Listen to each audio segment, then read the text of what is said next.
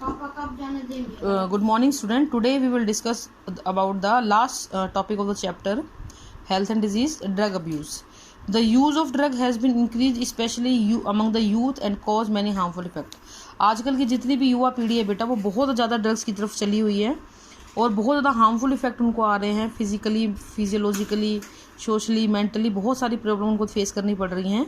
बहुत बड़ा एक ग्रुप है हमारी कंट्री में जो कि इस नशे की तरफ चला हुआ है. तो एक सबसे पहले हम बात करेंगे ये ड्रग होती क्या हैं. तो ये कोई केमिकल, एक सिंगल एक्टिव केमिकल होता है जो किसी भी मेडिसिन के अंदर प्रेजेंट होता है, जो कि यूज़ किया जाता है diagnosis, prevention, treatment of A disease. किसी भी डिजीज़ के ट्रीटमेंट के लिए इसको यूज़ किया जाता है. अब बात आती है कि अगर ये ट्रीटमेंट करता है तो फिर ऐसा क्या हो गया कि इसकी वजह से हमें नुकसान होता है.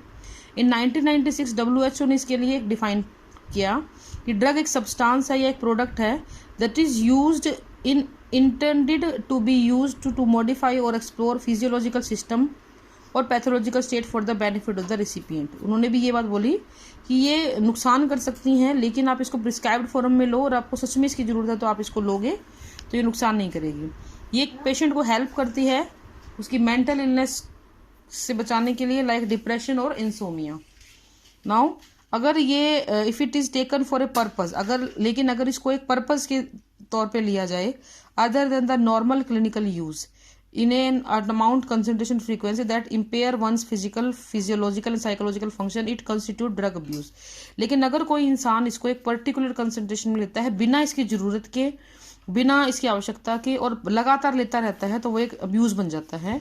तो अब्यूज़ वर्ड का मतलब यहाँ पे क्या है बेटा, एक नॉन मेडिसिनल यूज़, यानी आपको इस रूल को उसकी ज़रूरत नहीं है, डॉक्टर ने आपको उसको प्रिस्क्राइब भी नहीं किया हुआ है और आपको सिर्फ और सिर्फ उसको अपनी खुशी के लिए लेना है, प्लेजर के लिए लेना है.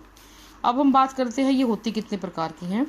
तो type of habituating drugs, it is of two type, psychotropic and psychedelic drugs.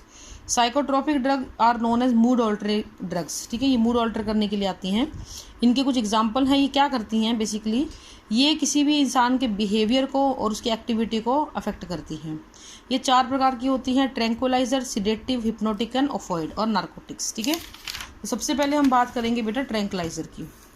Tranquilliser क्या होते हैं, they increase tension and anxiety, decrease the tension and anxiety, बेचैनी को और परेशानी को कम कर देते हैं, फीलिंग ऑफ कामनेस देते हैं. और सबसे बड़ी बात होती है बेटा कि इनसे सिडेटिंग, इनका कोई नशा नहीं होता या कोई बेहोशी जैसा इनका नहीं होता है और ये स्लीप को भी इंड्यूस नहीं करते हैं. ये 2 प्रकार के हैं, मेजर और माइनर. ट्रैंक्विलाइजर मेजर जो होते हैं ये शाइजोफ्रेनिया में यूज़ किए जाते हैं. ये आपके एग्रेसिवनेस को रिड्यूस करते हैं. इसके एग्जाम्पल हैं क्लोरोप्रोमाजाइन एंड रेस्पाराइन. ठीक है, माइनर में एंग्जाइटी और फोबिया, अगर आपको किसी प्रकार का डर है, कोई एंग्जाइटी है तो ये दी जाती हैं. ये आपके स्केलेटल मसल को रिलैक्स कर देती है. इसमें आते हैं डायजापाम एंड फ्लोराजापाम. ओके, फिर आता है बेटा सिडेटिव्स एंड हिप्नोटिक्स. यूज़ किए जाते हैं excitement, assuage pain, lower physiological activity leading to sleep, induce the sleep. Example है इसके बार्बिट्यूरेट एंड बेंजोडाइजेपाइंस. फिर आते हैं आपके ओफोइड. ये ओपियम प्लांट की फूलों से लिया जाता है, लेटेक्स की फॉर्म में होता है. ये पेन को कम करता है, रिलीव पेन में हम इसको यूज़ करते हैं. एज एनाल्जेसिक इसको यूज़ किया जाता है. ठीक है, पेपेवर सोमेनिफेरम इसका प्लांट का नाम है. ये या तो खाया जाता है या इसको स्मोक किया जाता है. फिर आता है नार्कोटिक. ये भी पेन किलर होता है. ये आपकी रेस्पिरेटरी एक्टिविटी को स्लो डाउन कर देता है. ये आपकी प्यूपिल का कंस्ट्रिक्शन कर देता है, ग्लैंडुलर सिक्रेशन को डिक्रीज करता है, डाइजेशन को इम्पेयर करता है, नोजिया, घबराहट होती है, उल्टियाँ आती हैं. एग्जाम्पल है morphine, cocaine, heroin, smoke etcetera. Next है स्टिमुलेंट. स्टिमुलेंट जो होते हैं नर्वस सिस्टम को स्टिमुलेट करते हैं, पर्सन को बहुत एक्टिव, एक्साइटमेंट देते हैं और बहुत ज़्यादा अवेकफुल बना देते हैं. तो ऐसे लगता है जैसे कि वो बहुत ज़्यादा जागे हुए हैं, लेकिन इसका एडिक्शन आपको डिप्रेशन, एंग्जाइटी और रेस्टलेसनेस में ला देता है. इसका एग्जांपल है कैफीन. ये माइल्ड डायूरेट होता है, ये BMR को बढ़ा देता है, आपके हिस्टामिन को रिलीज़ करना शुरू कर देता है, इनहिबिट कर देता है. इसकी ज़रूरत से ज़्यादा डोज अगर ली जाए तो एडिक्शन हो जाती है, जैसे कि आपकी चाय कॉफ़ी जो होती है वो इसकी एग्जाम्पल होती है. कोकीन, कोका एल्कलॉइड, इसकी पत्तियों से इसको लिया जाता है. ये पोषण में बहुत बार आता है. इसका प्लांट का नाम है इरिथ्रोजाइलम कोका. बिटर टेस्ट का होता है, वाइट होता है और क्रिस्टलाइन पाउडर होता है. वासोकॉन्स्ट्रिक्टर होता है, गुड लोकल एनेस्थेटिक होता है, ये स्नॉटिंग की तरह सूंघ के लेते हैं इसको। CNS को स्टिमुलेट करता है, सेंस ऑफ वेलबींग और प्लेजर आपके माइंड को ही देता है, आपको लगता है आप थके ही नहीं हैं। ये आपकी हार्ट बीट को बढ़ा देगा, ब्लड प्रेशर को बढ़ा देगा, बॉडी टेम्परेचर को बढ़ा देगा। And smoked and injected or inhaled, ठीक है, इसको पिया जाता क्या रहता है। Cause lack of sleep, loss of appetite, headache, confusion, insomnia, respiration. Insomnia होता है नींद ना आना, कन्फ्यूजन रहना, ये सारी चीज़ें। कार्डियक फेलियर इससे हो सकता है, मेंटल डिसऑर्डर इससे हो सकते हैं। एक्सेस डोज कॉज हेल्यूसिनेशन, अगर बहुत ज़्यादा ले ली जाए तो हेल्यूसिनेशन की प्रॉब्लम भी देखने को मिल सकती है।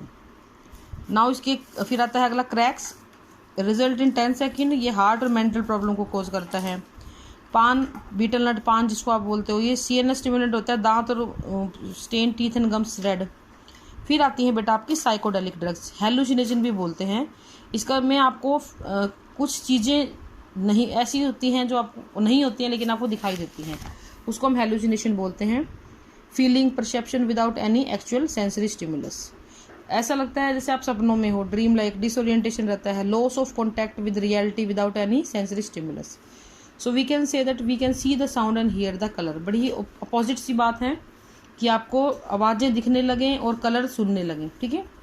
ये फॉल्स इमेजिनेशन को इम्प्रूव बढ़ाते हैं। यूफोरिया आपको होता है, बहुत जो चीज़ नहीं होती है वो आपको नजर आने लगती हैं। आपके सेरिब्रम को और सेंस ऑर्गन को इफेक्ट करता है। एग्जाम्पल है इसका LSD, फुल फॉर्म करने आता है ये लाइसर्जिक एसिड डाइमेथाइलेमाइड। साइक्लोबिन प्रोडक्ट, ये हेम्प के प्रोडक्ट होते हैं, हेम्प से बनते हैं। फिर है बेटा cocaine.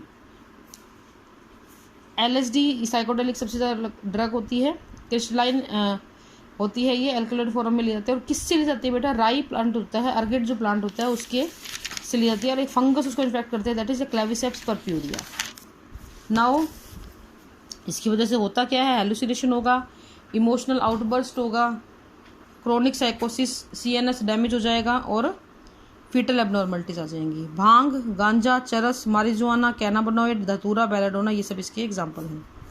Now the addiction and dependence. Addiction होती है उसकी लत लग जाना, और डिपेंडेंस होती है कि बॉडी पूरी तरीके से फिजिकली, साइकोलॉजिकली, फिजियोलॉजिकली पूरी तरीके से डिपेंड कर जाए। तो यहाँ पे आपकी बॉडी पूरी तरीके से डिपेंड हो जाती है किसके ऊपर, इन ड्रग्स के ऊपर, ठीक है। अगर विड्रॉल सिम्टम की हम बात करते हैं तो ये बहुत खतरनाक होते हैं। Sometime they lead to the suicide also.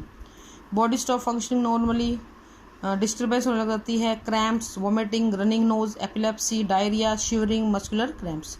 तो these are some withdrawal symptom.